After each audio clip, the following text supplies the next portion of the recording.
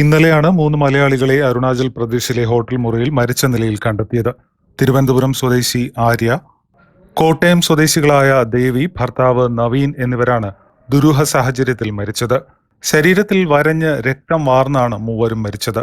സന്തോഷത്തോടെ ജീവിച്ചു, ഇനി ഞങ്ങൾ പോകുന്നു എന്ന കുറിപ്പും നാട്ടിൽ വിവരമറിയിക്കേണ്ടവരുടെ ഫോൺ നമ്പരും മേശയിലുണ്ടായിരുന്നു. സംഭവത്തിൽ കൂടുതൽ വിവരങ്ങളാണ് ഇപ്പോൾ പുറത്തുവരുന്നത്. അധ്യാപികയായ ആര്യയും ദേവിയും 8 വർഷം മുമ്പ് ഒന്നിച്ച് ജോലി ചെയ്തിട്ടുണ്ട്. ദേവി കോട്ടയത്തേക്ക് പോയിട്ടും ഇവരുടെ സൗഹൃദം തുടർന്നു. വിനോദയാത്ര പോകുന്നുവെന്ന് പറഞ്ഞാണ് ദേവിയും നവീനും വീട്ടിൽ നിന്നും ഇറങ്ങിയത്. 27-ാം തീയതി സ്കൂളിലേക്കെന്ന് പറഞ്ഞു പോയ ആര്യയെ കാണാതായിരുന്നു. പോലീസ് അന്വേഷണം നടക്കുമ്പോഴാണ് അരുണാചലിൽ നിന്നും ദുരന്ത വാർത്ത എത്തിയത്. വിമാനത്തിലാണ് ഇവർ അരുണാചലിൽ എത്തിയത്. പരലോക ജീവിതത്തിൽ ഇവർ ആകൃഷ്ടരായിരുന്നു എന്ന വിവരമാണ് പുറത്തുവരുന്നത്. ആര്യയുടെ വിവാഹം അടുത്തുതന്നെ മറൈൻ എഞ്ചിനീയറുമായി നടക്കാനിരിക്കുകയായിരുന്നു. മരിച്ച നവീനും ഭാര്യ ദേവിയും സുഹൃത്ത് ആര്യയും പൊതുവെ അന്തർമുഖരായിരുന്നു. മാതാപിതാക്കളുടെ ഏക മകളായ ആര്യയ്ക്ക് നിരന്തരം വിവാഹാലോചനകൾ വന്നുകൊണ്ടിരുന്നു.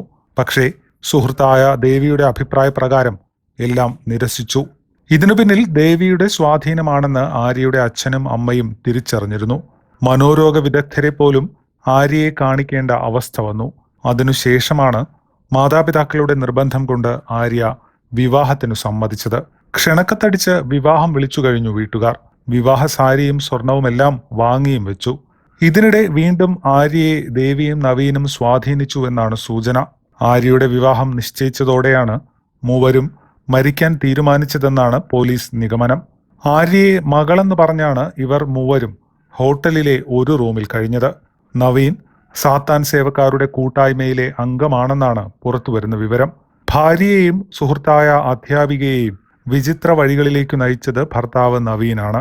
പരലോകവും അവിടെ ജീവിക്കുന്നവരും ഉണ്ടെന്ന് നവീൻ ഇരുവരെയും വിശ്വസിപ്പിച്ചിരുന്നു. മരണശേഷം അവിടേക്ക് പോകാമെന്ന് പറഞ്ഞ് നവീൻ ഇരുവരെയും പ്രലോഭിപ്പിച്ചിരുന്നതായും വ്യക്തമായിട്ടുണ്ട്. ആര്യയ്ക്ക് നവീൻ മൃതദേഹത്തിന്റെയും രക്തത്തുള്ളികളുടെയും ചിത്രങ്ങൾ അയച്ചു കൊടുത്തിരുന്നതായും കണ്ടെത്തി. ആര്യയെ നവീനും ദേവിയും അടിമയെപ്പോലെ ഉപയോഗിച്ചിരുന്നുവെന്ന സൂചനയുണ്ട്.